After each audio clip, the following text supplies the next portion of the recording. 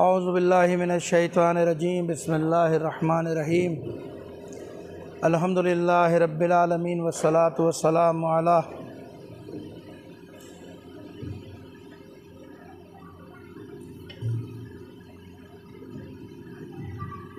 ذکر نعرہ صلوات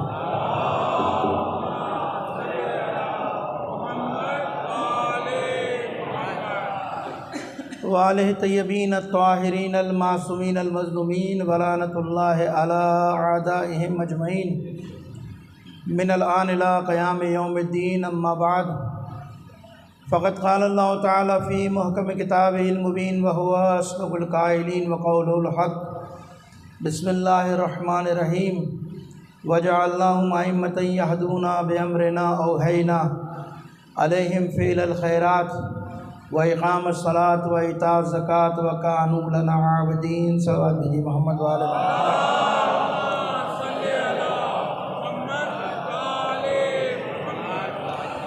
عزیزان محترم، سلسلہ کلام کی چوتھی مجلس اعزا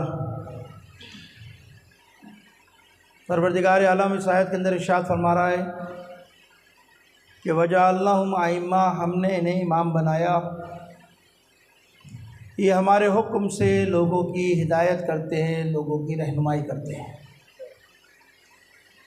اور ہم نے ان پر کار خیر، اچھے کام انجام دینے کی وحی نازل کی، نماز قائم کرتے ہیں، یہ زکوٰۃ دیتے ہیں، اور یہ ہر حال میں ہماری عبادت کرتے ہیں، ہماری ہی بندگی کرتے ہیں۔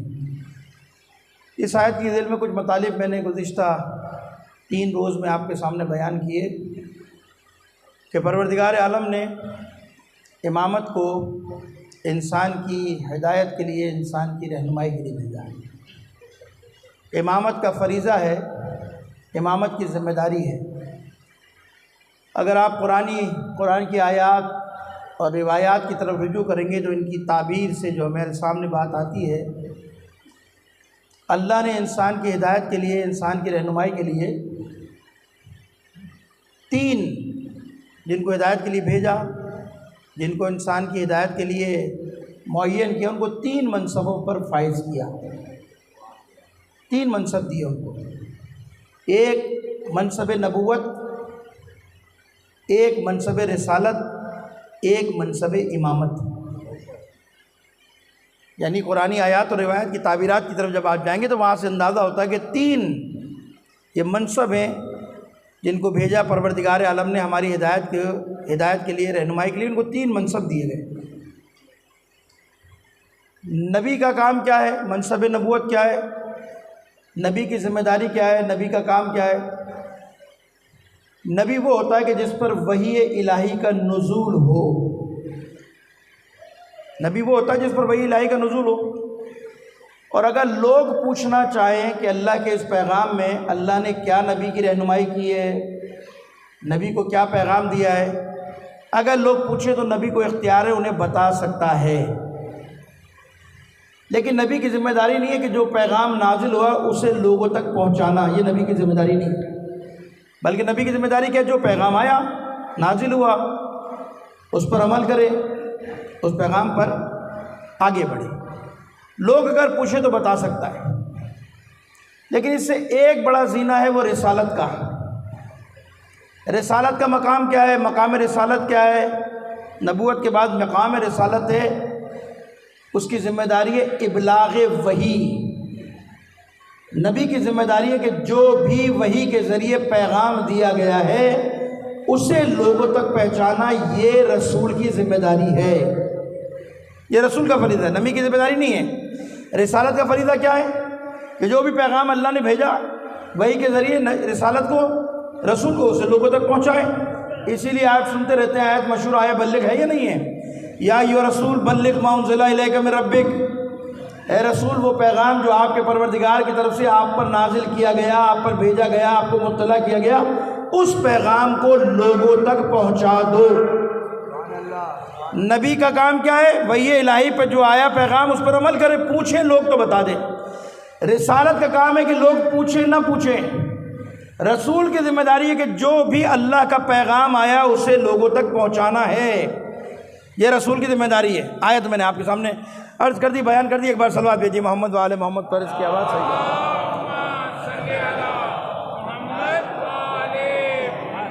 تو رسول کی ذمہ داری ہے کہ پیغام لوگوں تک پہنچائے۔ امامت کی ذمہ داری کیا ہے؟ امامت کا مقام اس سے ایک سٹیپ اور آگے ہے، یعنی پہلے نبوت ہے، پھر رسالت ہے، پھر اگلا زینہ جو اگلی منزل ہے، آخری منزل ہے، جو آخری سٹیپ ہے وہ ہے امامت۔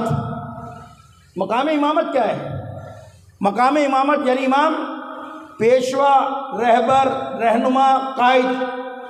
امامت کا فریضہ یہ ہے، امامت کی ذمہ داری ہے کہ جو بھی اللہ کا پیغام ہے اس پیغام کو لے کر اللہ کے پیغام کو لوگوں کے درمیان لے جائیں اور اللہ کے پیغام کے ذریعے حکومت الہی کا قیام کرے۔ امامت کی ذمہ داری ہے حکومت الہی کا قیام کرنا۔ کیوں؟ یہ جو اللہ نے احکام بھیجے، یہ جو اللہ نے شریعت بھیجی ہے، امامت کی ذمہ داری ہے اللہ کے پیغام کو پریکٹیکلی لوگوں میں نافذ کرنا، اللہ کے پیغام کا اجرا کرنا، اللہ کے پیغام کو جاری کرنا، یہ امامت کی ذمہ داری ہے۔ یعنی دوسرے الفاظوں میں یہ ہے کہ امامت کا فریضہ ہے کہ حکومت الہیہ کی تشکیل۔ نبی کی ذمہ داری نہیں ہے، رسول کی ذمہ داری نہیں ہے، امام کی ذمہ داری ہے حکومت الہی کا قیام، اللہ کے احکامات کا نفاذ، شریعت کا نفاذ، یہ امامت کی ذمہ داری ہے۔ اسی لیے حضرت ابراہیم کو جب امامت دی تو کیا کہا؟ اذ ابتلی ابراہیم ربہ بکلمات فاتمہن قال انی جاعلک للناس اماما۔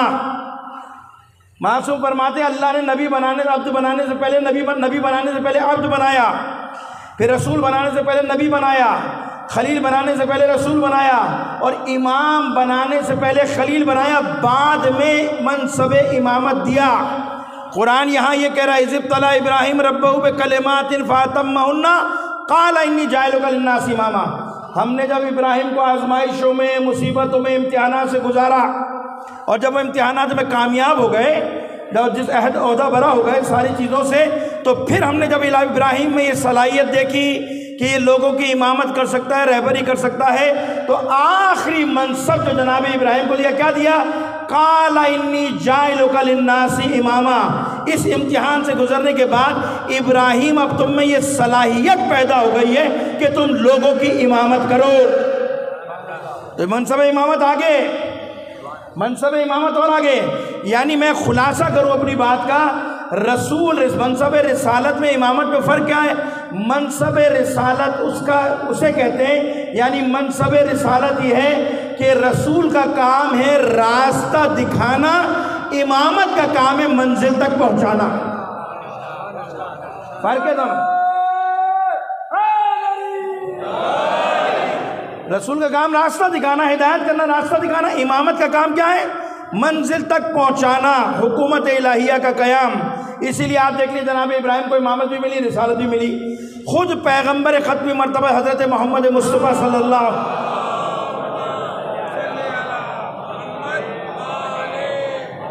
انہیں منصب رسالت میں بھی فائد، نبوت بھی ملی، رسالت بھی ملی، امامت کا فرائض بھی انجام دیے پیغمبر اکرم نے۔ تو بعض نبی ایسے ہیں کہ جن کو دونوں منصب ملے، بعض انبیاء ایسے گزرے کہ جنہوں یہ سارے منصب ملے۔ تو منصب امامت آخری، جتنی امامت کی ذمہ داری کسی اور کی نہیں ہے، سب سے بڑا فریضہ امامت کا۔ اور اس مسئلے کو سمجھنے کے لیے یہی کافی ہے کہ پیغمبر جب حج کر کے واپس آ رہے ہیں، جب حج سے واپس پلٹ رہے ہیں، تو کتنا بڑا حکم ہے۔ کہاں نبی کو طہا، یاسین، مزمل، مدثر، کالی کملی والے، کہیں طہا، کہیں کچھ، کتنے پروٹوکول، کتنے القابات، پیغمبر کے لیے کتنا تعظیم، کتنا احترام۔ اور جب غدیر کی طرف پڑھنے ہیں تو کیا کریں؟ یا ایھا رسول بلغ ما انزل الیک من ربک، اے رسول وہ پیغام جو ہم نے آپ تک پہنچایا ہے، اگر وہ لوگوں تک نہ پہنچایا تو گویا کار رسالت انجام ہی نہیں دیا۔ یعنی آپ نے کار رسالت انجام ہی نہیں دیا۔ کار رسالت انجام نہ دینے کا مطلب جانتے ہیں؟ 1,23,000 پیغمبروں کی محنت ضائع، ایک پیغام نہیں پہنچایا۔ نماز کے لیے تو نہیں کہا کہ نماز کا یہ حکم آپ نے نہیں پہنچایا تو رسالت گئی آپ کی، خطرے میں پڑ جائے گی، نہیں کہا نا۔ روزے کے لیے بھی نہیں کہا، حج کر کے واپس آ رہے ہیں، حالانکہ حج کے مسائل سب سے زیادہ مشکل ہیں. وہاں بھی یہ نہیں کہا کہ حج کا یہ مسئلہ آپ نے بتایا نہیں تو کیا ہوا، کار رسالت انجام نہیں دیا. لیکن یہ کون سا موقع ہے جب حج بھی ختم ہو گیا اور سب جلدی جلدی اپنے گھروں کو جا رہے ہیں، آگے والوں کو پیچھے بلایا جا رہا ہے، پیچھے والوں کا انتظار کیا جا رہا ہے اور اہتمام کیا جا رہا ہے. یہ اہتمام بتا رہا ہے کہ مسئلہ کوئی معمولی نہیں ہے، مسئلہ کوئی معمولی نہیں ہے، مسئلہ بلکہ بہت اہم ہے.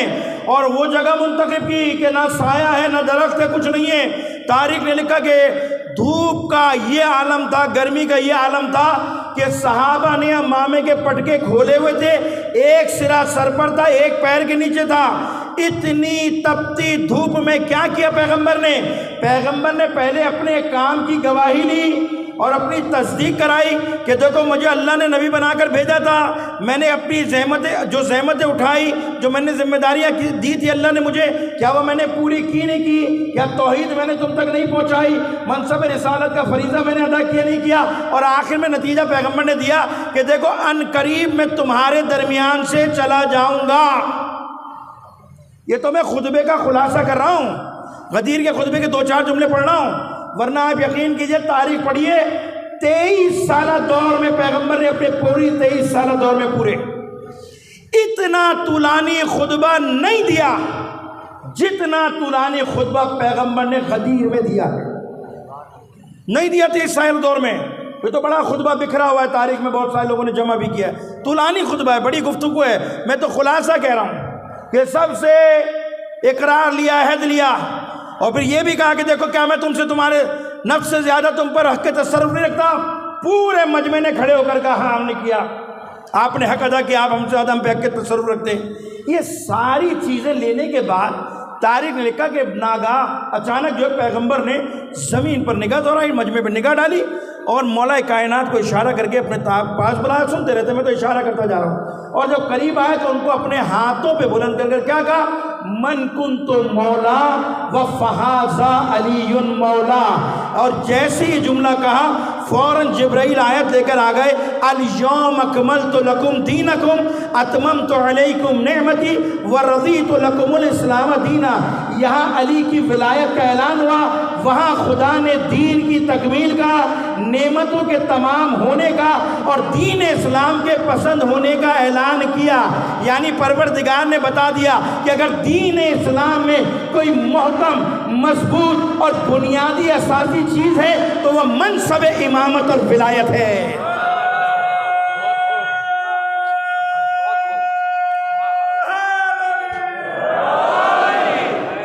یہ تو میں خلاصہ کر رہا ہوں، اشارہ کر رہا ہوں آپ کے سامنے.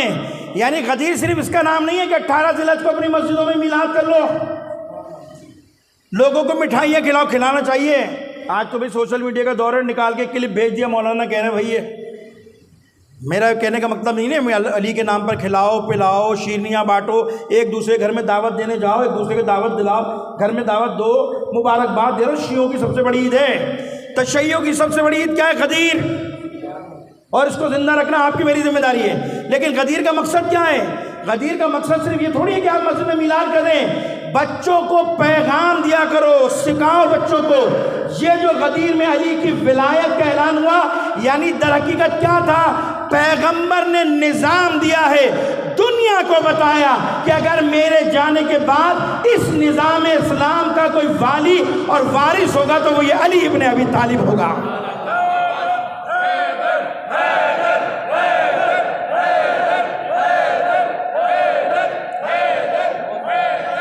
نظام کا نام ہے اللہ،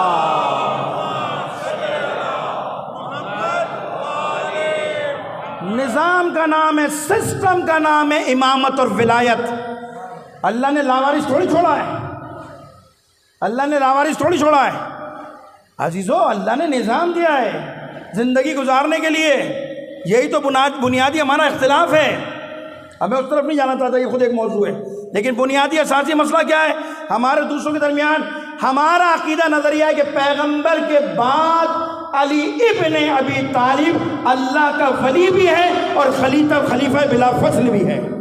یہ ہمارا عقیدہ ہے. ہے یا نہیں ہے؟ وہ نظام دیا پیغمبر نے زندگی گزارنے کا کہ اس کے ذریعے نظام امامت چلے گا، اس کے ذریعے اب دنیا اپنی مشکلات کو حل کرے گی۔ یعنی دنیا کا کوئی بھی مسئلہ ہوگا، پیغمبر نہیں ہوگے تو کہاں جانا پڑے گا؟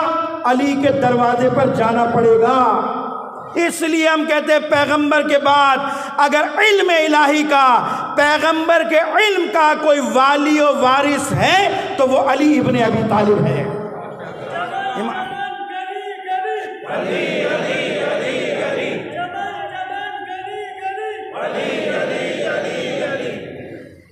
ایک بار صلوات بھیجیے مل کر محمد وآل محمد پر۔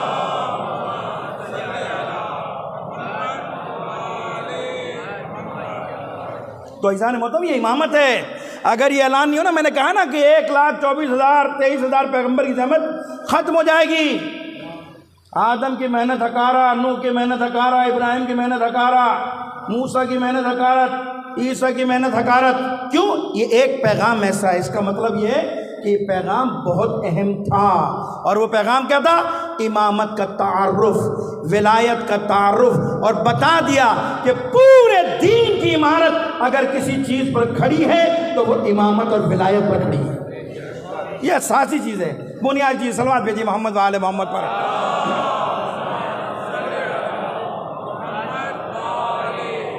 تو بس جانے میں تو بات کو آگے بڑھاتے ہیں۔ تو یہ طے ہو گیا کہ پیغمبر کے بعد دین کا وارث کون؟ علی ابن ابی طالب۔ اب جسے دین کا وارث بنا کر بھیج رہا ہے خدا، آپ مجھے بتائیے اس کو ساری کتاب کا علم دے گا یا تھوڑا سا علم دیا ہوگا؟ ہیں؟ آپ مجھے بتائیے، قرآن کہہ رہا نا عندہ مفاتیح الغیب لا یعلمها الا هو ویعلم ما فی بر والبحر وما تسقط من ورقۃ الا یعلمها ولا حبۃ فی ظلمات الارض ولا رطب ولا یابس الا فی کتاب مبین۔ قرآن کہہ رہا ہے نا، کیا کہہ رہا ہے قرآن؟ پیغمبر نے دو چیزیں چھوڑی تھیں، ایک اللہ کی کتاب ہدایت کے لیے اور ایک اہل بیت چھوڑے تھے۔ اب میرا سوال ہے نا، مجھے بتائیے کہ قرآن تو کہہ رہا ہے عندہ مفاتیح الغیب، یہ غیب کے جتنے بھی راز ہیں، غیب کی جتنی بھی چابیاں ہیں، کنجیاں، رموز ہیں، راز ہیں، انہیں کوئی بھی نہیں جانتا الا ہوا، مگر خدا جانتا ہے۔ خدا اس کا علم رکھتا ہے۔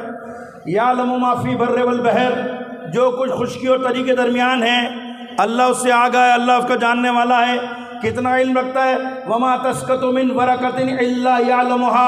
پروردگار کہہ رہا ہے کہ خدا کی قسم، روح زمین پر، روح زمین پر پیڑ سے کوئی پتا ایسا نہیں جو ٹوٹ کے گرتا ہو، تم نہیں جانتے الا یعلمها، خدا اس کا علم رکھتا ہے، خدا اس کے بارے میں جانتا ہے۔ یعنی روح زمین پر کوئی بھی پتا گرتا ہے ہمیں نہیں معلوم، خدا جانتا ہے کہ اس کی تعداد کتنی ہے، خدا اس کے بارے میں علم رکھتا ہے۔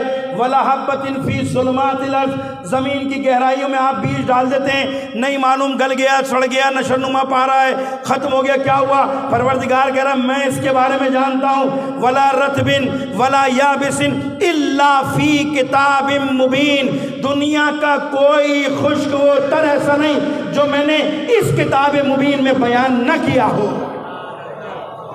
یعنی خدا کہہ رہا ہے، کیا کہہ رہا ہے؟ دنیا کا کوئی مسئلہ، دنیا کا کوئی علم، اب علم کے بارے میں جو بھی آپ کے ذہن میں آ سکتا ہے کہ یہ بھی علم ہوگا، یہ بھی علم ہوگا، یہ بھی ہوگا، علم کی جتنی صفات ہیں، علم کا جتنا دائرہ آپ کے ذہن میں آ سکتا ہے، سب سمجھ لو کہ قرآن سے باہر نہیں ہے۔ بلکہ قرآن سے باہر کیا، دیکھیں اللہ کی توفیق ہوتی ہے، کبھی کبھار حدیثیں کئی سال پہلے یاد کی ہوتی ہیں، وہ ذہن میں آ جاتی ہے موقع کے اوپر۔ یہ بھی ممبر کی ایک برکت ہے۔ صلوات بھیجیے محمد وآل محمد پر۔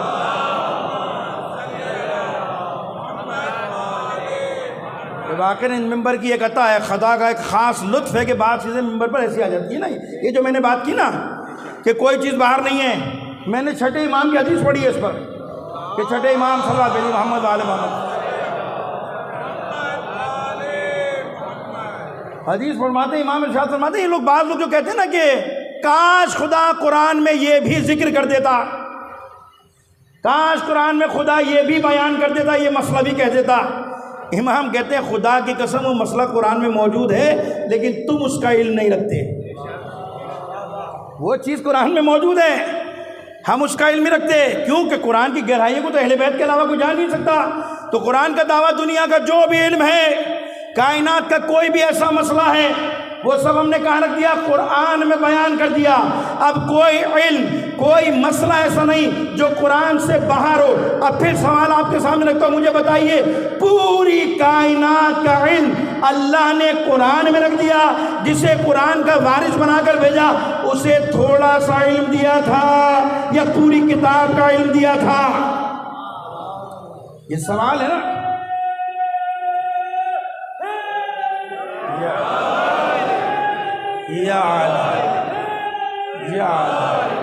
اسے تھوڑا سا علم دیا ہے پوری کتاب کا۔ اچھا ایک سوال ہے، مثال کے طور پہ اگر خدا پوری کتاب کا علم نہ دیتا، آدھی کا دے دیتا،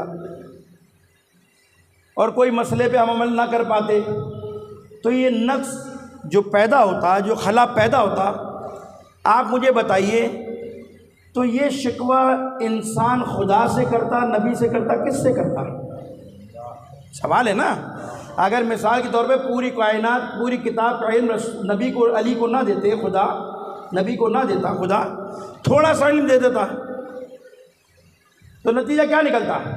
جس مسئلے میں آپ عمل نہیں کر پاتے، خدا آپ سے سوال کرتا، آپ کیا کہتے؟ اگر کرتا خدا سوال تو آپ یہی کہتے نا، پروردگار جتنا تیرے معلم نے پڑھایا تھا اتنا تجھے سنا دیا، اتنا اس پہ عمل کر دیا، اور آسان کر دوں بات۔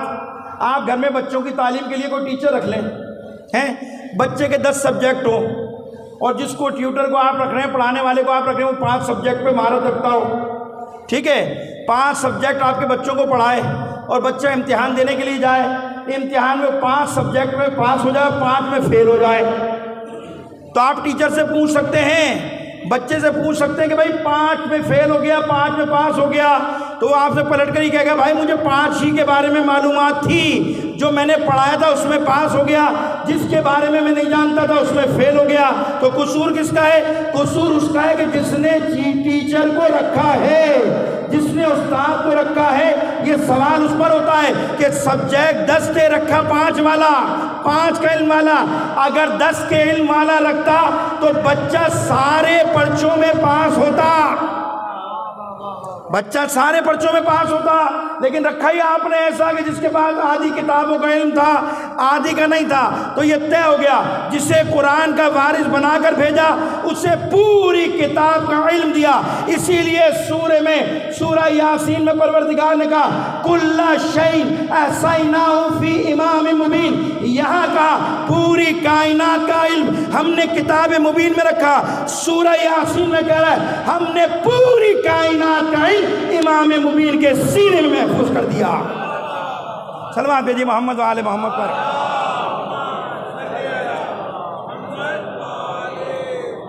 پوری کائنات کا علم کس کے سینے میں؟ امام مبین کے سینے میں۔ اسی لیے علی دعویٰ کر رہے ہیں، پڑھا کرو نہج البلاغہ کھول کر۔ علی نے اپنی امامت پر، اپنی حکومت پر جو استدلال کیا، یہی کیا کہ فلاں ابن فلاں کے فرزند، تو جانتا ہے نا خلافت میں میرا کیا مقام ہے؟ تو جانتا ہے نا خلافت میں میرا مقام منصب کیا ہے؟ تو نے پیران خلافت پہن لیا، رضا خلافت کی اوڑھ لی، تو جانتا ہے نا علی کا مقام خلافت میں کیا ہے؟ علی کہتے خدا کی قسم خلافت میں علی کا مقام وہ ہے جو چکی کے درمیان بیچ والی کیل کا مقام ہوتا ہے۔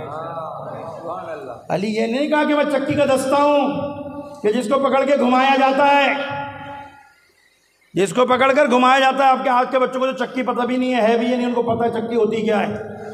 جو بڑے ہیں تھوڑے سے، جو بزرگ ہیں وہ تو جانتے ہی ہیں، جو تھوڑے بہت بڑے ہیں انہوں نے چکی کم سے کم فوٹو تو دیکھی ہوگی چکی کی۔ چکی میں 2 کیلیں ہوتی ہیں، ایک دستہ ہوتا ہے، ایک درمیان میں دونوں چکی کے پارٹ میں کیل لگی ہوتی ہے۔ وہ درمیان والی کیل بہت امپورٹنٹ ہوتی ہے، کیوں؟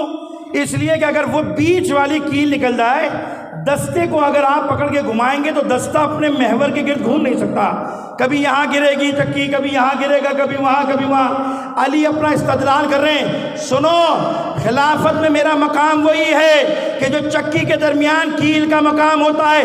اگر علی کو حکومت سے جدا کرو گے تو خدا کی قسم پوری کائنات کا نظام چلا نہیں سکتے ہو، یہ میرا مقام ہے۔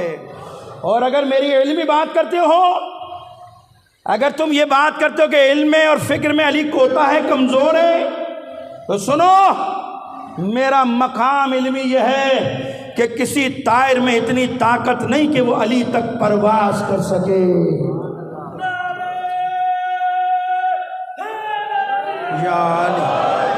یعنی کسی پرندے میں کسی طائر میں اتنی طاقت نہیں ہے کہ وہ علی جتنی پرواز کر سکے. میں علمی طور پر کمزور نہیں ہوں. رسول نے مجھے علم اس طرح سے بھرایا جس طرح پرندہ اپنے بچے کو دانا بھراتا ہے. رسول مجھے علم کا ایک باب تعلیم دیا کرتے تھے. علی ہر باب سے علم کے 1000 دروازے کھولا کرتا تھا. صلوات بھیجیے محمد و آل محمد پر.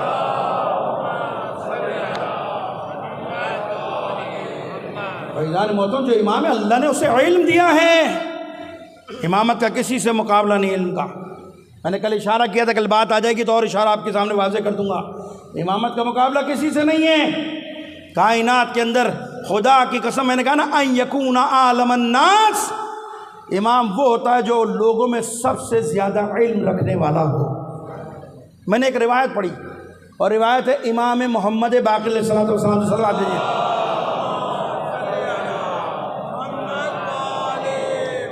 کتنا علم ہوگا اہل بیت کے پاس, کتنا علم ہوگا. میں نے ایک روایت پڑھی, معصوم فرماتے کہ اللہ کے 73 اسماء اعظم الہی ہیں. 73 اور اللہ نے مختلف انبیاء کو مختلف اسماء دیے. کسی کو 25 کا علم دیا, کسی کو 18 کا حروف کا علم دیا, کسی کو 14 حروف کا علم دیا, کسی کو 12, کسی کو 8. کم سے کم جو ملتا ہے وہ ملتا ہے حضرت عیسیٰ کو اور جناب آصف ابن برقیہ کو. حضرت عیسیٰ کو 2 حروف کا علم دیا اور حضرت آصف ابن برقیہ جو جناب سلیمان کے وارث ہیں, وصی ہیں, ان کو 1 حرف کا علم دیا. اب یہ 24, 18, 12, 8 ان کی بات نہیں کر رہا. میں تو صرف 2 کے بارے میں بات کروں گا, جناب عیسیٰ کے بارے میں, جناب آصف ابن برقیہ کے بارے میں. اس سے آپ کو اندازہ ہو جائے گا کہ اہل بیت کا علم کیا ہے, اہل بیت کا مقام کیا ہے. معصوم کہتے ہیں جناب آصف کو, عاصم ابن برقیہ کو اور جناب عیسیٰ کو, حضرت عیسیٰ کو 2 حرف کا علم دیا, عاصم ابن برقیہ کو 1 حرف کا علم دیا. 2 حرف کی طاقت کیا ہے؟ جو 2 حروف کا علم دیا پروردگار نے جناب عیسیٰ کو, جیسے علم جناب عیسیٰ کے پاس آیا تو عیسیٰ کے پاس یہ قدرت آ گئی کہ وہ مردوں کو زندہ کیا کرتے تھے اور پیدائشی نابینا کو بینائی دیا کرتے تھے اور غیب کی خبریں سنایا کرتے تھے کہ یہ ہوگا, یہ ہوگا, یہ ہوگا. ہے یا نہیں ہے؟ کتنے حروف کا علم ہے؟ 2 حروف کے علم کی طاقت کیا ہے کہ مردے کو زندہ کر دیتے ہیں, پیدائشی نابینا کو بینائی دیتے ہیں, غیب کی خبریں سنایا کرتے تھے اس زمانے کے اندر. ہے یا نہیں ہے اس زمانے کے اندر؟ اچھا, حضرت عیسیٰ کا زمانہ بھی کوئی ہر نبی کو اس زمانے کے حساب سے معجزات دے کر بھیجا ہے. ایسا نہیں کہ زمانہ کچھ اور ہو, معجزات کچھ اور ہو. عیسیٰ کو جو علم دیا ہے وہ اس لیے دیا ہے زندہ مردہ کرنے کا, مردوں کو زندہ کرنے کا معجزہ اور بیماروں کو شفا دینے کا معجزہ اس لیے دیا کہ اس زمانے میں علم طب اپنے عروج پر تھا. اس زمانے کے اندر بڑے ایکسپرٹ ہوا کرتے تھے علم طب رکھنے والے. وہ موت کے علاوہ ہر چیز کا علاج کر لیتے تھے, ہر چیز کے بارے میں جانتے تھے. اللہ نے جب عیسیٰ کو اس قوم میں مبعوث کیا تو علم دے کر, یہ حرف دے کر مبعوث کیا, اور جب عیسیٰ نے ان حرف کا استعمال کرتے مردے کو زندہ کیا تو سارے طبیب عیسیٰ کے قدموں میں پڑ گئے. ہمارے پاس جو تھا وہ علم طب تھا, تیرے پاس جو ہے یہ علم الہی ہے. یہ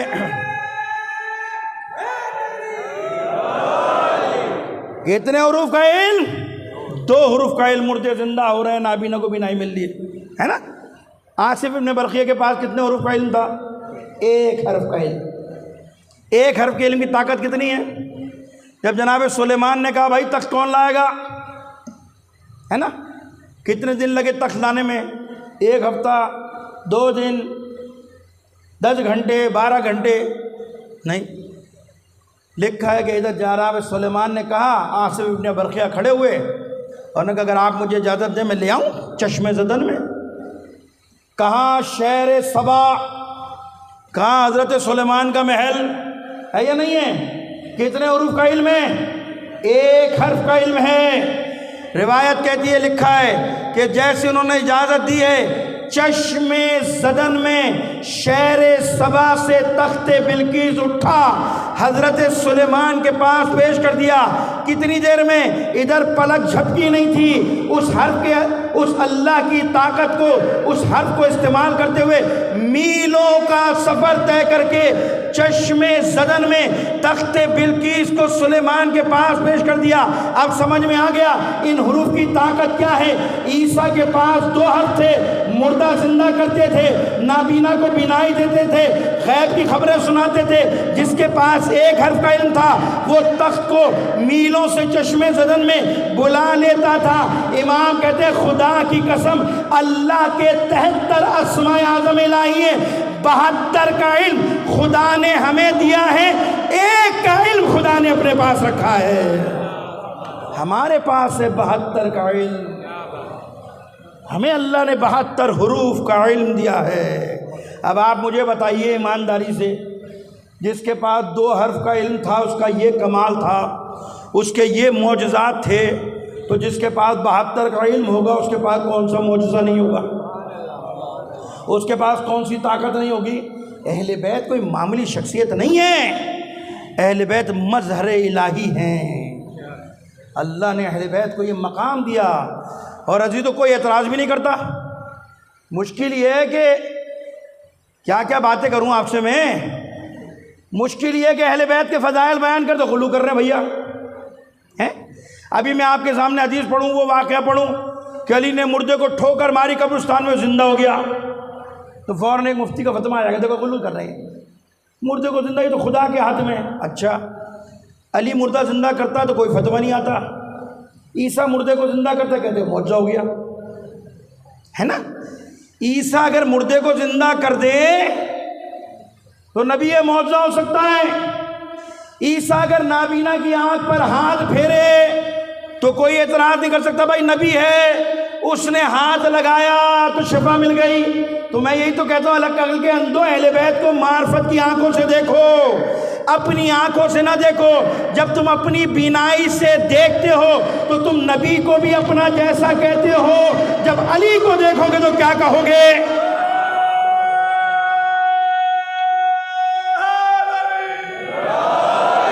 ایسا ہی ہے نا کہ جب اپنی آنکھوں سے دیکھتے ہو تو کہتے ہو نبی بھی ہمارا ہے، تو جب تمہارے نبی سمجھ میں نہیں آیا تو علی کہاں سے سمجھ میں آئے گا؟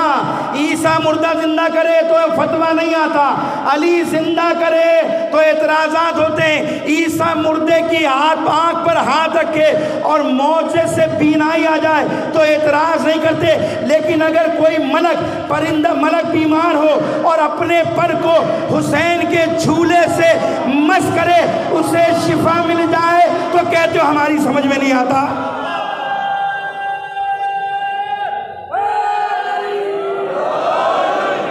ہے نا ایسا؟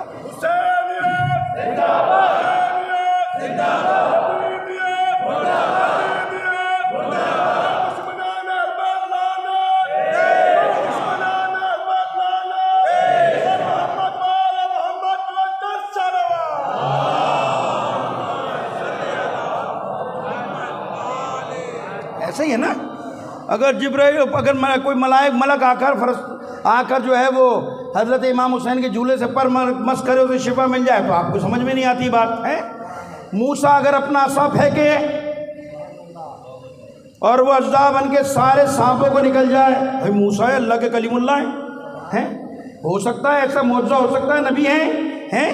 اگر موسیٰ جادوگروں کے سامنے عصا پھینکے اژدہا بن جائے تو یقین کر لیتے ہو، لیکن اگر دسترخوان پر بیٹھ کر جادوگر میرے امام رضا کی توہین کرنے کی کوشش کرے اور امام اگر قالین پر اشارہ کرے قالین شیر بن جائے تو امامت کا معجزہ سمجھ میں نہیں آتا۔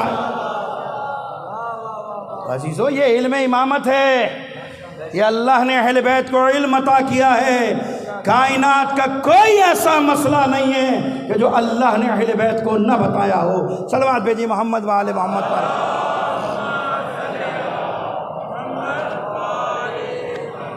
پروردگار نے کتاب کا وارث بنایا ہے، اللہ نے اہل بیت کو کتاب کا وارث بنایا ہے۔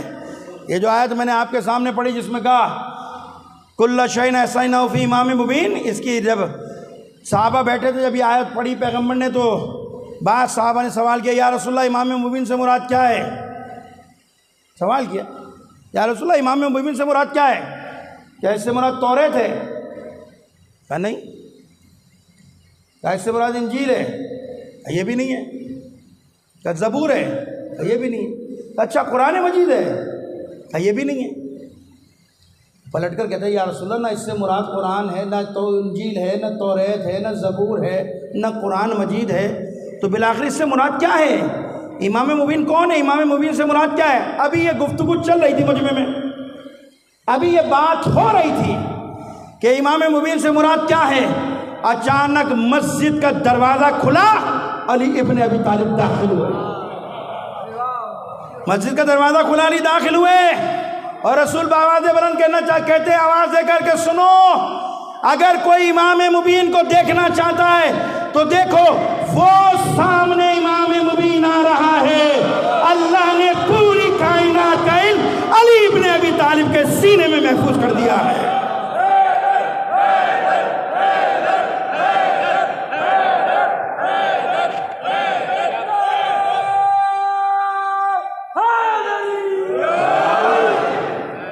یہ ہے امام ان یکون عالم الناس۔ امام وہ ہوتا ہے جو ہر چیز کا جاننے والا ہوتا ہے، ہر چیز کا علم رکھنے والا ہوتا ہے۔ کوئی مسئلہ بھی لے آؤ امام کے پاس، امام کسی مسئلے میں یہ نہیں کہے گا کہ میں نہیں جانتا، جو یہ کہہ دے وہ امام ہوتا ہی نہیں ہے، ہو ہی نہیں سکتا وہ امام۔ ہمارا تو نہیں ہو سکتا، لوگ بنا سکتے امام، ہمارا تو نہیں ہو سکتا بھیا۔ ہمارے امام کی صفات یہ خصوصیت یہ ہے کہ اپنے زمانے کا سب سے زیادہ علم ہو۔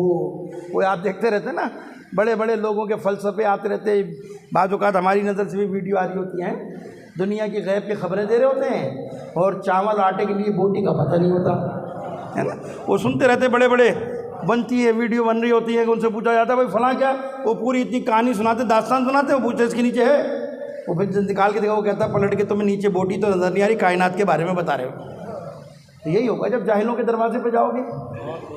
علی کو چھوڑو گے تو ذلت آمیز زندگی گزرے گی تمہاری، عزت کی زندگی اس دروازے پر ملے گی۔ خدا کی قسم کوئی ایسا، میں حیران رہتا ہوں ہمارے لوگ، میں اپنے لوگوں کو کہتا ہوں اپنے بچوں کو اہل بیت کی محبت سکھاؤ، اہل بیت کے بارے میں پڑھاؤ لکھاؤ۔ ہم تو رات کو ہماری مائیں بھی ڈوریاں دے رہی ہوتی ہیں، ٹارزن کی کہانیاں سنا رہی ہوتی ہیں۔ بھائی فرضی کہانی کیوں سکھاتے ہو بھائی؟ جھوٹی کہانیاں، بچوں کو پہلے ہی جھوٹ پڑھا رہے ہو، جھولے میں ہی جھوٹ سکھا رہے ہو، ہے یا نہیں ہے؟ ادھر کی باتیں، اس کی باتیں، اس ہیرو کی باتیں، اس ٹارزن کی باتیں۔ او بھائی یہ وہ باتیں کریں جن کے پاس کوئی کریکٹر اور کردار نہ ہو، وہ اپنے بچوں کو یہ کہانیاں سنائیں، ورنہ خدا کی قسم اللہ نے، میں نے کہا نا اہل بیت کو ایسا کامل اور اکمل بنا کر بھیجا۔ اگر میدان کے شجاعت کے واقعے سنانے تو علی کے واقعے سناؤ، اگر سخاوت کے واقعے سنانے تو علی کے واقعے سناؤ، عبادت کے واقعے سنانے تو عبادت کے واقعے سناؤ۔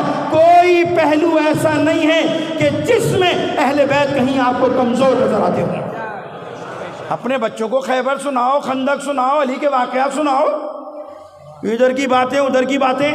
ہوتا کیوں ہے یہ؟ ہوتا یہ کہ اماں کو نہیں پتہ کہ کیا سنانا ہے یا نہیں ہے؟ تھوڑا سا اہل بیت کے بارے میں پڑھو، اپنے بچوں کو اہل بیت کی محبت کھول کر پلاؤ، بچوں کو اہل بیت کی محبت سکھاؤ۔ ایام میں، اس ایام کے اندر بیٹھا کرو، ضروری تھوڑی ہے مجلس میں، اور بچوں کو لایا کرو۔ میں بزرگوں سے کہتا ہوں اپنے نواسوں کو، پوتوں کو، بچوں کو، بیٹوں کو لایا کرو، یہاں بٹھایا کرو سامنے۔ کیا ہوا؟ شرارت کریں گے تو کیا ہوا؟ کوئی بری بات ہے؟ ہم جب بچے ہوتے تھے تو ہم کیا شرارت نہیں کرتے تھے؟ بہت سنجیدہ ہوتے تھے کیا؟ بچے کی فطرتی شرارت کرنا ہے؟ اگر بچے سے آپ بزرگ والی توقع کریں وہ تو نہیں کرے گا، وہ بچہ تو بچہ ہوتا ہے۔ ہم بچپنے میں یہ کر رہے ہوتے تھے، وہ بچہ آئے گا وہ بھی یہ کرے گا۔ لیکن یہ یاد رکھیے گا، بچہ جتنی دیر فرش اعضاء پر بیٹھے گا، اس فرش اعضاء کا اثر اس کے دل و دماغ پر پڑتا جائے گا، آہستہ آہستہ آہستہ۔ ابھی تھوڑا زمانہ نہیں گزرے گا، تمہارا بچہ بہترین محب اہل بیت بن کر نکلے گا۔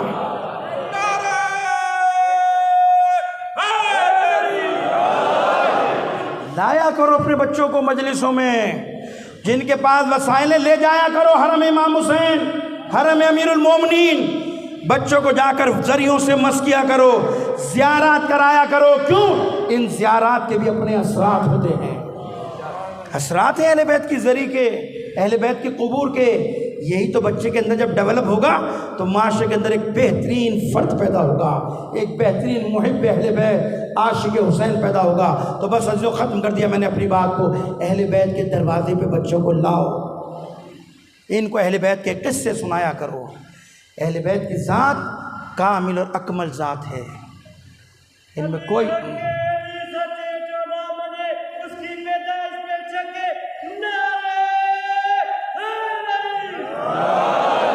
تو بس عزیزو یاد رکھیں اپنے بچوں کو اہل بیت کی محبت گھول کے پلاؤ۔ وہ 4 سالہ بچی دیکھیے، ابو اسود جو امام کے ایک شاگرد ہے، ابو اسود، ان کی 4 سال کی بچی ہے، تربیت دیکھیے۔ یہ والدین کو کہتا ہوں تربیت کا پہلو، تربیت بچہ بڑے ہونے کے بعد تربیت نہیں ہوتی ہے، جس دن شادی ہوئی ہے اسی دن سے تربیت کا سلسلہ شروع، بلکہ شادی کیا ہوئی ہے، شادی سے پہلے روایت کہتی ہے اس خاندان کو دیکھو، اس کی ماں کو دیکھو، اس خاتون کی ماں کو دیکھو، وہاں سے تربیت کا اولاد کا سلسلہ ہوتا ہے۔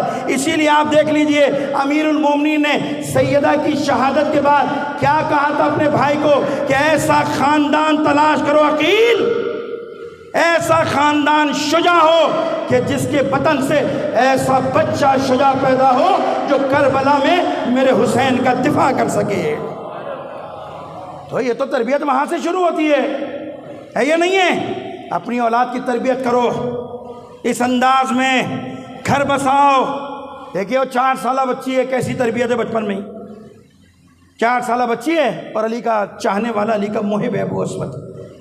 ایک دن بازار گئے، امیر شام کی کوشش یہ ہوتی تھی کسی طرح علی کے ماننے والوں کو توڑ دو، نہیں ٹوٹتے تو مار دو، وہاں سے لا کر اپنے کیمپ میں لے آؤ، نہیں مانتے تو پھر راستے سے ہٹا دو، جو آج بھی ہے نا، آج بھی یہی ہو رہا ہے نا، جو کچھ ہو رہا ہے۔ علی کے ماننے والوں کو دباؤ، سمجھاؤ، نہیں سمجھ میں آیا کڑ جائیں تو پھر ڈنڈا اٹھا لو، تو کیا ہوگا؟ ڈنڈا اٹھانے سے کیا عزاداری بند ہو جائے گی؟ احمقوں کی دنیا میں رہتے ہو، پتہ نہیں کس دنیا میں رہتے ہو، کون تمہیں یہ ساری باتیں سکھاتا ہے؟ ارے بنو امیہ ختم ہو گئی، ہم آج بھی میدان میں کھڑے ہیں، ہم آج بھی کھڑے ہیں، ختم ہو گئے سارے۔ اے سبیل گرا دی، بہت بڑا کام کر لیا ایس ایچ او نے، سبیل گرا دی، وہاں پر گھوٹکی میں گرا دی، شکارپور میں مسئلہ ہو گیا، لاڑکانہ میں مسئلہ ہو گیا، کراچی یونیورسٹی میں سبیل گرا دی، بہت بڑا کام کیا تم نے، ہیں؟ بڑے تمغے ملنے چاہیے تمہیں، جرت کے نشان حیدر ملنا چاہیے، کیا کیا؟ حسین کی سبیل گرا دی، واہ واہ واہ واہ، کیا تمہاری ریاست کی طاقت ہے؟ یاد رکھو جو حسین سے وفا نہیں کرے گا تاریخ میں اس کا نام ذلت و ننگوہار میں آئے گا۔ ہمارا کیا ہو رہا ہے؟ ہمیں کچھ ہونے والا نہیں ہے، ہمیں کچھ بھی نہیں ہوگا۔ تم نے سارے کرتب آزما کر دیکھ لیے، دھماکے تم نے کر لیے، خودکش حملے تم نے کر لیے، مار کے تم نے دیکھ لیا، تم نے سانہ عاشور میں 5 لاکھ آدمی میں دھماکہ کیا، چیلم پہ 15 لاکھ آدمی کھڑا تھا،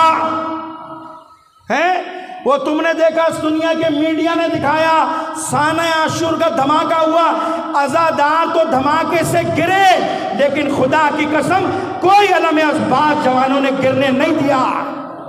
یہ ہماری طاقت ہے۔ تم ان ہتھکڑوں سے سمجھتے ہو کہ عزاداری بند ہو جائے گی، احمقوں کی دنیا میں رہتے ہو، تم سب ختم ہو جاؤ گے، ہم بھی ختم ہو جائیں گے، لیکن یہ یاد رکھو کہ ذکر حسین زندہ رہے گا، حسین کا ماتم مزہ زندہ رہے گی، ہم نہیں ہوں گے تو کوئی اور آئے گا۔ اور اپنے لوگوں کو بھی کہنا کبھی یہ مت کہا کرو ہماری مجلس ہے، ہمارے دم سے عزاداری ہے، ہمارے دم سے فرش عزا نہیں ہے، فرش عزا کے دم سے تشیع پاکی ہے۔ نعرہ تکبیر، نعرہ رسالت، نعرہ حیدری، حیدری۔ گوٹکی میں اور کراچی میں اور اسی طریقے سے مختلف جگہوں پر جو سبیلیں گرائی گئی اور اسی طریقے سے علم پاکی پہ حرمتی کی گئی، جوانوں کو گرفتار کیا گیا۔ اس کی پرزور مذمت کرتے ہوئے آواز احتجاج بلند کریں، دونوں ہاتھوں کو بلند کرتے ہوئے لبیک یا حسین، لبیک یا حسین، لبیک یا حسین۔ اور اسی طریقے سے امریکہ و اسرائیل کی مذمت بالخصوص ڈونلڈ ٹرمپ، جس نے رہبر انقلاب اسلامی آیت اللہ العظمہ سید علی خامنائی مدد اللہ علیہ کی بے حرمتی کی، اور اسی طریقے سے یہود و نصارہ کے ایجنٹس جنہوں نے رہبر امر مسلمین کی تصویر کی بے حرمتی کی تصویر اتاری، جو ہمارے صفوں میں موجود جو کالے بھیڑیے ہیں ان کے خلاف بھی آواز بلند کرنا یہ ہم سب کی ذمہ داری ہے۔ رہبر معظم کی حمایت میں دونوں ہاتھوں کو بلند کر کے ایمانی طاقت کے ساتھ، ایمانی جذبے کے ساتھ رہبر کے فرمان پر، دونوں ہاتھوں کو بلند کر کے رہبر کے فرمان پر، رہبر کے فرمان پر حسینیت، حسینیت، حسینیت، یزیدیت، یزیدیت، یزیدیت، امت مسلمہ میں چھپے ہوئے بھیڑیے، تکفیریت، تکفیریت، تکفیریت، ملت تشیع کے روپ میں ڈرے ہوئے، ملت کے اندر چھپے ہوئے زرخرید غلام نصیریت، نصیریت، نصیریت پر محمد و آل محمد صلوات۔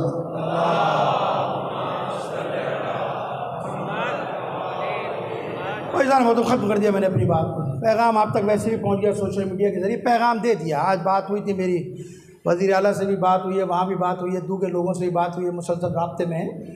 عزاداری کرنا چاہتے بھائی اس میں مت آؤ، سکون سے کرنے دو، تم بھی سکون سے رہو، ہمیں بھی سکون سے رہو، ہونا کچھ نہیں ہے۔ ہمارا 75 سال سے ہم بھی اسی ملک میں رہ رہے ہیں، منہ دے رہے ہیں، آئندہ بھی دیتے رہیں گے، کیا ہوگا؟ کچھ بھی نہیں ہوگا، شہر کا امن خراب ہوتا ہے۔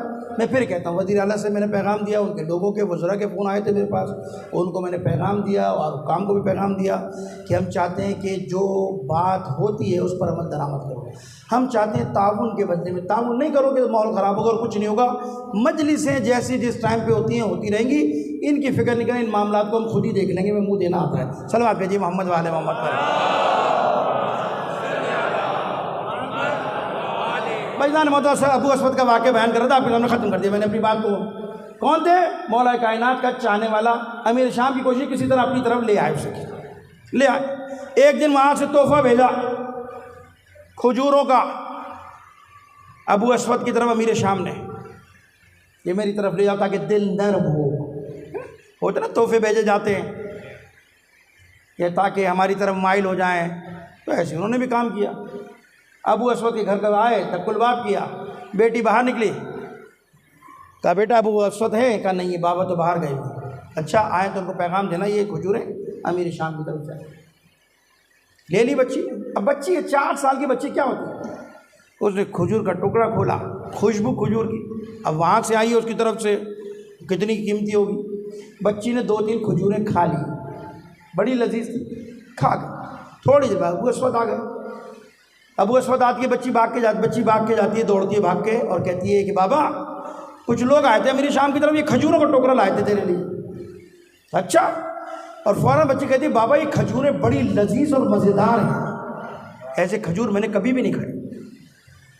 تو بابا نے کہا تم نے کھا لی؟ ابو اسود نے کھا لی، کہا ہاں کھا لی۔ کہا بیٹا جانتے ہو یہ مجھے کیوں بھیجی گئی ہیں؟ باپ کا سوال اور بیٹی کا جواب۔ کہا جانتے ہو یہ کیوں بھیجی گئی ہیں؟ کہا نہیں بابا۔ کہا وہ چاہتا یہ ہے کہ میں علی کی محبت سے ہاتھ اٹھا کر اس کی صف میں جا کر کھڑا ہو جاؤں، اس کی حمایت کرنے لگوں۔ 4 سالہ بچی ہے، جیسے ابو اسود نے کہا وہ چاہتا یہ کہ میں علی کا ساتھ چھوڑ کر اس کی حمایت کروں، اس کے ساتھ دوں۔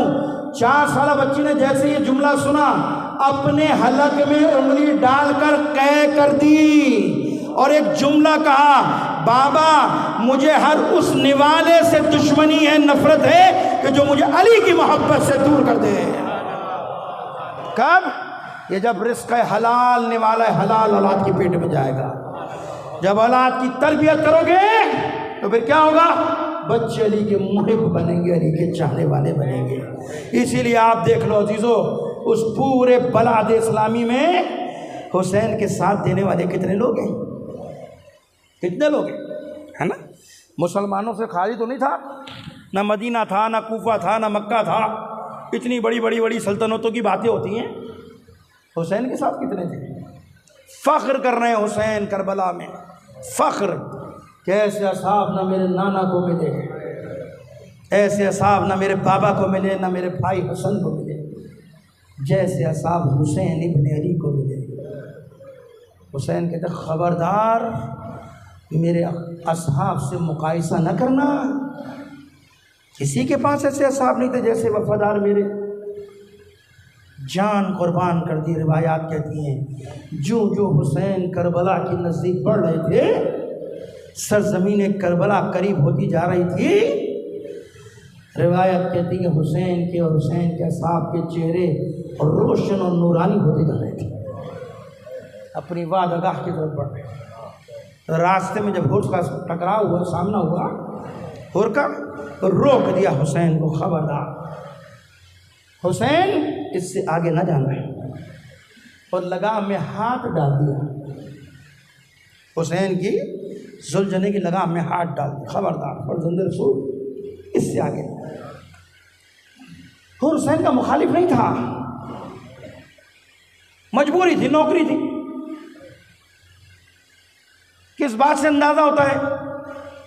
جب اس زمانے کے اندر حسین کے زلجھنے کی لگام میں ہاتھ ڈالا ہر نے، تو حسین نے ایک جملہ کہا جو اس زمانے کے اندر بڑا جملہ سمجھا جاتا تھا۔ اس زمانے کے اندر حسین نے کہا، اے ہر تیری ماں تیرے ماتم میں بیٹھے۔ جیسے حسین نے جملہ کہا نا، ہاتھ جوڑ کر کہتا ہے فرزند رسول، آپ تو میری ماں کے بارے میں یہ کہہ سکتے ہو، لیکن میں آپ کی ماں کے بارے میں سوائے درود و سلام کے کچھ نہیں کہہ سکتا۔ ولایت کا چراغ جل رہا ہے دل میں، محبت اہل بیت کا چراغ روشن ہے، اسی لیے تو یہ جواب دے رہا ہے۔ اور آگے بڑا قافلہ کربلا کا رخ کیا۔ ایک مقام ایسا آیا دونوں کے لشکر ایک ہی جگہ پڑاؤ ڈالا، ادھر ہر کا ادھر حسین کا۔ حسین نے قاصد بھیجا کہ جاؤ نماز کا ٹائم ہوا، جاؤ قاصد کو بھیجا، خود سے پوچھو کہ اپنی نماز پڑھے گا یا ہمارے پیچھے نماز پڑھے گا۔ قاصد گیا، حر نے پیغام دیا، ارے کیسے ہو سکتا ہے کہ فرزند رسول جماعت پڑھائے نماز پڑھے، میں اپنی نماز پڑھوں؟ حسین کی اقتدا میں نماز پڑھوں گا۔ یہ حسین چوٹ مار رہا ہے اپنے کردار سے۔ یاد ہے نا کہ جب یہ قافلہ آیا تھا حر کا اور پانی ختم ہو چکا تھا، جانور پیاسے تھے، حر کے سپاہی پیاسے تھے، اور حسین نے جب یہ حالت دیکھی حر نے بتائی، تو حسین نے کیا کہا تھا، عباس مشکوں کے تسمے کھول دو، حر کے گھوڑوں کو بھی پانی پلاؤ، سواریوں کو بھی پانی پلاؤ، ان کو بھی پلاؤ۔ یہ کریم ابن کریم کا بیٹا ہے۔ میں کہتا ہوں مولا کیا آپ نہیں جانتے کچھ دن بعد آپ کے بچوں پر 3 دن کا پیاسا آپ کو قتل کر دیا جائے گا، آپ کے بچوں پر پانی بند کر دیا جائے گا؟ لیکن یہ حسین کا کردار ہے جو حر دیکھ رہا ہے، حسین کا کردار ہے کہ یہ کریم ابن کریم کا بیٹا ہے، جس کی وجہ سے ولایت کا چراغ روشن ہوتا جا رہا ہے، چراغ روشن ہوتا جا رہا ہے۔ بالآخر ولایت کے چراغ نے ایسا اثر دکھایا کہ 10 محرم کی شب حسین کا یہ عاشق بے چین حر خیمے کے پاس ٹہل رہا ہے، چہل قدمی کر رہا ہے۔ اور جب کافی دیر گزری، بیٹے نے، بھائی نے پوچھا، حر صبح جنگ ہے، اپنے چہرے کو دیکھ، تیرا چہرہ زرد پڑا ہے، کیوں اتنا خوف زدہ ہے، کیوں تیرے چہرے پر یہ آثار نمودار ہیں؟ جب حر کے بھائی نے اور بیٹے نے سوال کیا نا، تو حر نے بھائی اور بیٹے کا ہاتھ پکڑا اور اپنے خیموں سے دور لے گیا حسین کے خیموں کے نزدیک۔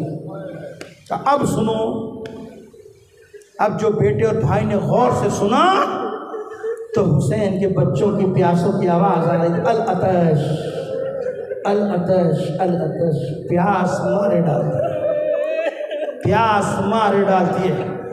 حر کہتا جانتے ہو کون ہے؟ یہ کن کے بچوں کی آوازیں ہیں؟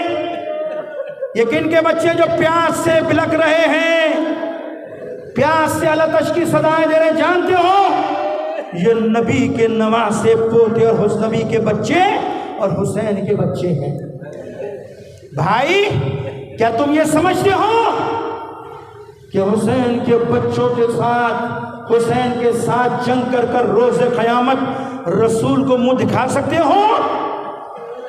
فاطمہ زہرا کو منہ دکھا سکتے ہو؟ کہا بھائی پھر تو نے کیا فیصلہ کیا؟ اور پلٹ کر کہتا ہے کہ بس میں نے فیصلہ کر لیا کہ میں حسین کے پاس جا رہا ہوں۔ اور نے اپنے نام کا اثر دکھایا، آزاد خیموں میں آیا، اپنا سامان سمیٹا جانے لگا۔ بھائی کہتا اکیلا کیوں جاتا ہے، میں بھی تیرے ساتھ چلنے کے لیے تیار ہوں۔ بیٹا بھی آگے بڑھا، بابا میں بھی تیرے ساتھ چلوں گا۔ عزیزو جب تینوں جانے لگے تو غلام بھی آگے بڑھا، آقا مولا جب تک جہنم کے راستے پر تھا مجھے اپنے ساتھ ساتھ رکھا، اب جنت کے راستے پہ جا رہا ہے تو مجھے چھوڑ دیا، آزاد کر دیا۔ نہیں اے حر، میں بھی تیرے ساتھ چل کر حسین کی نصرت کروں گا، مدد کروں گا۔ یہ چھوٹا سا لشکر نکلا اور حسین کی طرف بڑھا ہے۔ حسین اپنے اصحاب سے باتیں کر رہے ہیں، گفتگو کر رہے ہیں۔ اچانک بیٹھے بیٹھے حسین کہتے تکبیر بلند کرتے، اللہ اکبر اللہ اکبر۔ عباس متوجہ ہوئے، آقا کیا ہوا؟ کہا عباس جلدی جاؤ، حبیب جلدی جاؤ، اکبر جلدی جاؤ۔ کیا ہوا؟ کہا جاؤ حر کا استقبال کرو، حر آ رہا ہے، حر کا استقبال کرو۔ عباس آگے بڑھے ہیں، اکبر آگے بڑھے ہیں، حبیب آگے بڑھے، جون آگے بڑھے۔ حبیب اور سب نے جناب حر کو اپنے حالے میں لیا، سینے سے لگایا ہے۔ عزادارو حر کس عالم میں آیا ہے؟ حر جب اپنے خیمے سے نکل رہا تو بھائی سے کہتا میرے ہاتھوں کو باندھ دو، میرے ہاتھوں کو باندھ دو، اس لیے کہ میں حسین کا مجرم ہوں، اس پیاس کا ذمہ دار میں ہوں، لہٰذا میں حسین کے سامنے شرمندگی کے ساتھ جانا چاہتا ہوں، میں اپنے جرم کا اقرار کرنا چاہتا ہوں۔ ہاتھ بندھے ہوئے ہیں۔ عباس نے سانکھ لیا، دوڑ دوڑ کر حسین کے قریب آیا اور آ کر بندھے ہاتھوں سے حر نے اپنے آپ کو حسین کے قدموں پہ گرا دیا اور آواز دے کر کہتا فرزند رسول مجھے معاف کر دینا، میں اس پیاس کا ذمہ دار ہوں، میں نے آپ کا راستہ روکا تھا۔ حسین نے حر کو اٹھایا، بندھے ہوئے ہاتھوں کو کھولا، سینے سے لگایا اور ایک جملہ کہا، حر ارے تو شرمندہ کیوں ہوتا ہے؟ حسین شرمندہ ہے کہ تو اس عالم میں میرا مہمان بنا، کہ تیری میزبانی کے لیے حسین کے خیمے میں پانی بھی نہیں ہے، حسین کے پاس پانی بھی نہیں ہے۔ سینے سے لگا لیا، بس حر کی ایک ہی آرزو ہے، مولا بس آپ نے اگر مجھے معاف کر دیا تو بس مولا میری خواہش ہے کہ صبح جنگ کا جب آغاز ہوگا تو پہلے میرا بیٹا مقتل میں جائے گا۔ حر کو سمجھاتے، کہا نہیں مولا میں یہ سمجھوں گا کہ آپ نے مجھے معاف نہیں کیا اگر میرا بیٹا پہلے نہ گیا۔ حسین نے جناب حر کے بیٹے کو اجازت دی۔ صبح عاشور نمودار ہوئی، حر نے اپنے بچے کو تیار کیا، پیار کیا۔ حر کا بیٹا رجز پڑھتے ہوئے عمر سعد کے لشکر پہ ٹوٹ پڑا، لڑتا رہا۔ حر جنگ دیکھتے رہے، لڑتے لڑتے ایک وقت ایسا آیا کہ حر کا بیٹا زخمی ہو کر اپنے گھوڑے سے گرا، آواز دیے بابا بابا میری مدد کرو، بابا میں گھوڑے سے گر گیا۔ حر نے جب اپنے جوان بیٹے کی آواز سنی دوڑا ہے اپنے بیٹے کی مدد کے لیے۔ اب جو حسین نے حر کو دوڑتے ہوئے دیکھا، آواز دے کر کہتے عباس حر کو روک لو، اکبر حر کو روک لو، ارے جوان بیٹا ہے، حر برداشت نہیں کر سکتا، ارے جوان کا خون ہے، عزاداروں میں بارگاہ حسین میں ہاتھ جوڑ کر کہتا ہوں مولا حر کا اتنا خیال ہے کہ جوان بیٹے کا لاشا ہے، حر برداشت نہیں کر سکتا، میں کہتا ہوں مولا عصر عاشور کسی کو روک لو کہ جب اکبر گھوڑے سے گرے گا آوازیں دے گا بابا میری مدد کرو، حسین غش کھا کر زمین پر گر الا لعنۃ اللہ علی القوم الظالمین وسیعلم الذین ظلموا ای منقلب۔ پروردگار تو یہ واسطہ محمد و آل محمد کا ان رونے والوں پہ اپنی رحمت برکت نازل فرما۔ پروردگارہ تیری بارگاہ میں دعا کرتے ہیں نظرداروں کو جن کے ہاتھ بلند ہیں، پروردگارہ پریشان ہیں، حال ہیں، کوئی مقروض ہے، کوئی اولاد کے لیے پریشان ہے، ایک بچہ عزیز ہے اس نے ہم نے امتحان کے لیے کہا، اس کے امتحانات چل رہے ہیں، کوئی بے اولاد ہے، پروردگارہ ان سب کی پریشانیاں تو بہتر جانتا ہے، تو علیم ذات صدور ہے، پروردگارہ ان کی جائز حاجات کو اپنی بارگاہ میں قبول فرما، ان کے بچوں کا سایہ ان کے صلاح پر سلامت فرما۔ پروردگارہ تیری بارگاہ میں دعا کرتے ہیں، یہ ایام عزا ہیں، عزاداری کے ایام ہیں، پوری دنیا میں بالخصوص ہمارے پاکستان میں عزاداری کا سلسلہ جاری اور بڑھتے رہیں گے۔ پروردگار ان عزا خانوں کی، عزاداروں کی، ماتم داروں کی، سبیل لگانے والوں کی، علماء، خطبہ، ذاکرین، سامعین، پروردگار ان سب کو شر شیطان، آفات و بلیات سے محفوظ فرما۔ پروردگار عزاداری سید الشہداء کی حفاظت فرما، اور جو چھیڑ چھاڑ کر رہے قابل ہدایت ہیں ان کی ہدایت فرما، ورنہ ان کے شر سے عزاداری کو، عزاداروں کو محفوظ فرما۔ پروردگارہ تیری بارگاہ میں دعا کرتے ہیں دنیا میں جہاں کہیں بھی عزاداری میں لوگ مصروف ہیں ان کی توفیقات خیر میں اضافہ فرما۔ اس عزاداری میں جس نے شرکت کی، دامے دروں میں سخن ہے، اپنا حصہ ڈالا، پروردگارہ تیری بارگاہ میں دعا کرتے ہیں سیدہ کے وسیلے سے بہترین اجر جزیل عطا فرما۔ پروردگارہ تیری بارگاہ میں دعا کرتے ہیں انقلاب کو انقلاب امام زمان سے متصل فرما۔ پروردگارہ تیری بارگاہ میں دعا کرتے ہیں ہم سب کو کربلا مولا کی زیارت نصیب فرما، مقامات مقدسہ کی حفاظت فرما، جنت البقیع جنت المولا کی تعمیر فرما۔ پروردگارہ علماء کرام، مراجع الزام، بالخصوص رہبر کا سایہ سر و دراز فرما، حضرت حجت کے ظہور میں تعجیل فرما، ہم سب کو ان کے اعوان و انصار میں شامل فرما۔